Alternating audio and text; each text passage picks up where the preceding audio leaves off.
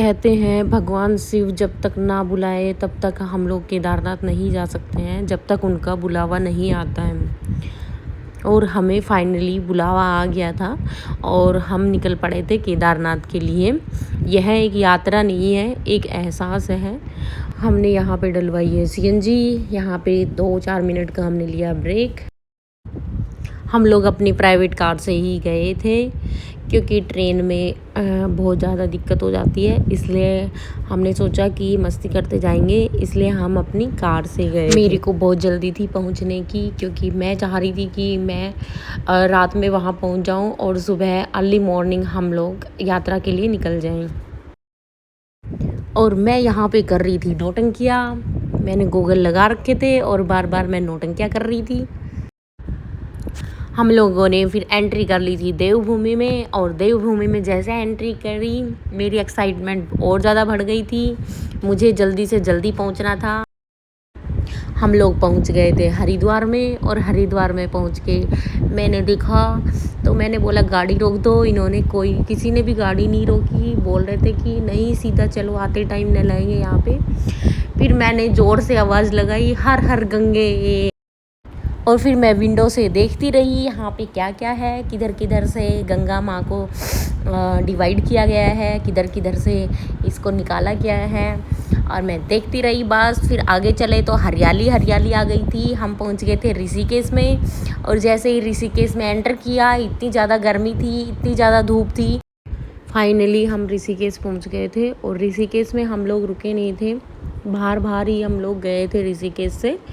और बाहर भी जाते हैं तो बहुत ज़्यादा रास्ता काफ़ी छोटा हो जाता है, क्योंकि आप ऋषिकेश के अंदर से जाओगे तो बहुत टाइम लगता है। तो बाहर हम लोग गए थे, और बाहर गए थे तो सामने मेरे आ गई थी बोट। मैं बोट को देख रही थी और इन लोगों से बोल रही थी मेरे को भी नीचे जाना है वहाँ पे।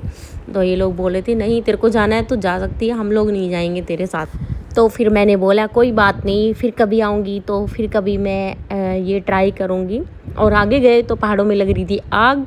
बहुत ज़्यादा गर्मी थी, गर्मी की वजह से जगह जगह पे पहाड़ों में आग लग रही थी।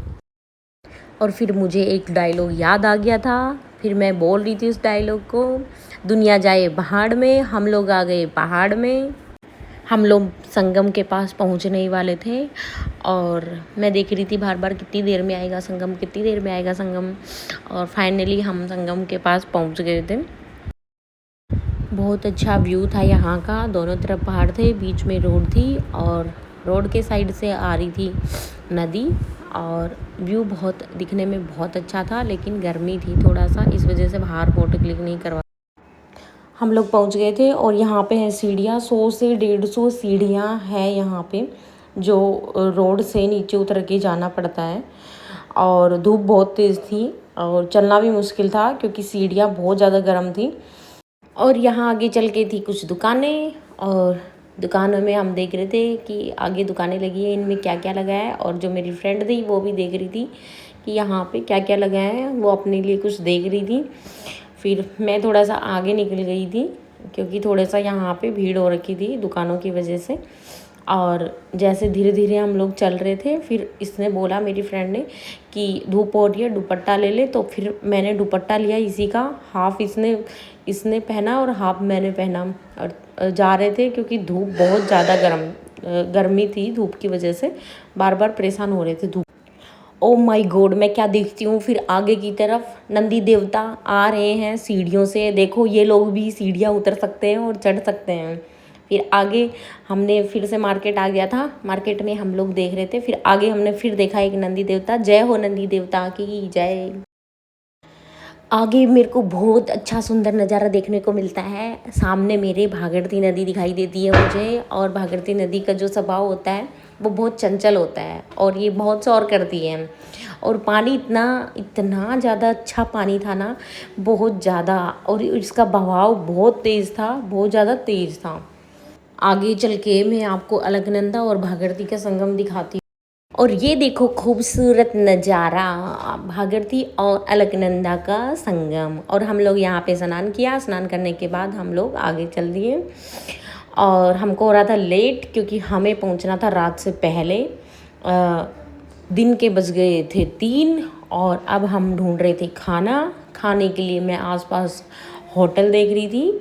फिर आगे जाके हमने एक होटल पे गाड़ी को पार्क किया और उसके बाद एक कार्टूनी करने लगे और ये मेरे को सेलिब्रिटी वाली फीलिंग दे रहे हैं कि मैं वीडियो बना रही थी तो सेलिब्रिटी वाली फीलिंग मेरे को यहाँ पे दी जा रही थी। मेरे को इसको देख के बहुत सारी हंसी आ गई थी और बहुत तेज़ मैं हंस रही थी। फिर जहाँ पे हम होटल के पास रुके थे उसके पीछे से नदी जा रही थी अलकनंदा। और फिर मैं यहाँ पे खड़े होके वीडियो वगैरह फ़ोटो वगैरह बनाने मैंने देखा ये लोग क्या कर रहे हैं। ये दोनों हस्बैंड वाइफ आम तोड़ रहे हैं। छोटे छोटे आम लगे थे वहाँ पे, बिल्कुल छोटे छोटे, तो दोनों आम तोड़ रहे हैं यहाँ पे खड़े होके। खाना हमने खा लिया था। अब बज रहे थे 3:30 और हम लोग आगे की तरफ चल पड़े हैं। देखते हैं हम रात में कितने बजे तक पहुँचेंगे।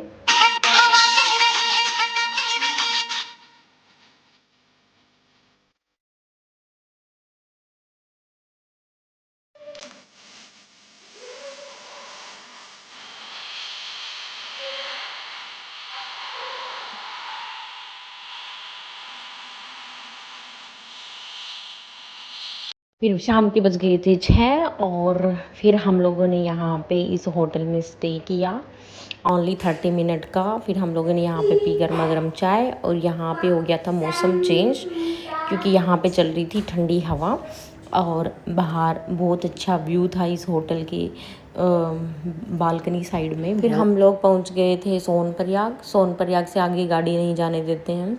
गाड़ी को वहीं पार्किंग है तो हमने किया गाड़ी को पार्क और फिर हमने अपने कपड़े लिए जो कि हमें सुबह पहनने। यहाँ से था वॉकिंग का रास्ता जहाँ से हमें गाड़ी ऊपर लेके जाएगी। तो यहाँ पे आधा किलोमीटर हमें वॉक करके चलना है और जो ब्रिज आता है ब्रिज क्रॉस करने के बाद उस साइड गाड़ियाँ खड़ी होती हैं जो गाड़ियाँ हमें ऊपर लेके जाती हैं।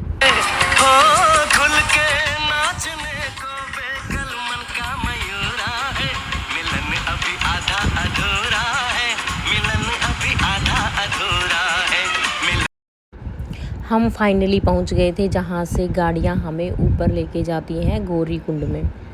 और एक एक गाड़ी जा रही थी, पहले फर्स्ट गाड़ी जाएगी फिर सेकंड गाड़ी जाएगी, ऐसे करके गाड़ियां जा रही थी और उधर से वन वे था। फाइनली गौरी कुंड पहुंच गए। अब होती है सबसे कठिन यात्रा शुरू, गौरी कुंड से केदारनाथ 16 किलोमीटर का ट्रैक। लाइक करें, सब्सक्राइब करें। हर हर महादेव।